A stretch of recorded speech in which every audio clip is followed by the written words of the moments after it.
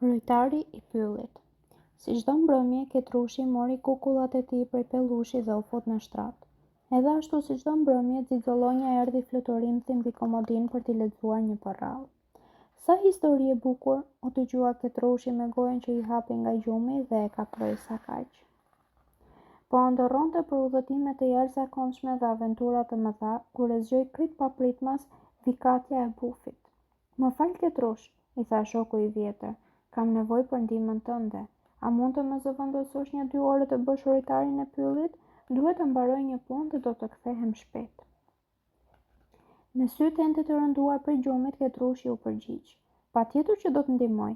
Shkoj qetë, se sa të jem unë, pylli është i sigurt." Fërkoi sytë, kërceu nga shtrati dhe filloi të bënte roj pranë sopës me veshët 4 për të ndier edhe zhurmën më të vogël.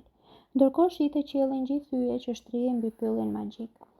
"Shiko Tedi," i tha kukullës së tij, "ajo është hyjesia e plugut të madh, kurse kjo tjetra është Kasiopea. Mi ka mësuar Bufi. Jam i Zoti apo jo?" Ketrushi dhe Bufi ishin miq për kokë dhe shpesh rrinin bashkë e shikonin qiellin e natës. Prandaj edhe Ketrushi i vogël njihte çdo yll të kupës qiellore e sa rrëfenja që ja tregonte Bufi kur bënte roj nate. Bufi në të vërtetë ishte rojtari i pyllit magjik dhe i ruante banorët gjatë natës që t'i paralajmëronte nëse u kanosej ndonjë rrezik.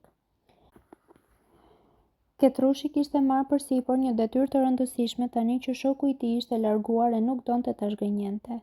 Befas qielli u ndriçua nga një fash e çuditshme drite. Ketrushi ja tregoi Tedit me gisht: "Po ajo çfarë është? Pa shiko, një yll vajti e ra mu mbi pyll." Ketrushi nxorri kokën nga vrimë e trungut dhe bërtiti: "Ndihmë, ndihmë, një yll ra mbi pyll, do të marr zjarr." "Zgjohuni, mbathjani të gjithë, ndihmë." Sa hape mbyll sytë, nëpër pyllin magjik filluan të ndiseshin dritat. Çuditërisht i pari që doli në dritare prej poteres ishte Gjeri. "Ç'po ndodh?" pyeti, pa u zgjuar plotësisht. "Mos u kthyen xhuxhët rrumoja xhing?"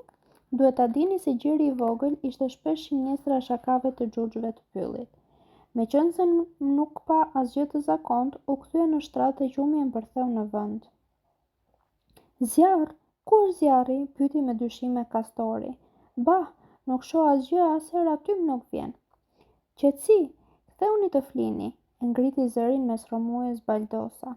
Po tani nëpër dritare ishin shfaqur dhjetra turiçka të shqetësuara e të nxehura. "Vërtet po merr flak pylli?" bërtiste njëri. "Është qetësi, asgjë nuk dëgjohet," thoshte një tjetër. "Kush bën gallat me të tilla shaka në mes të natës?"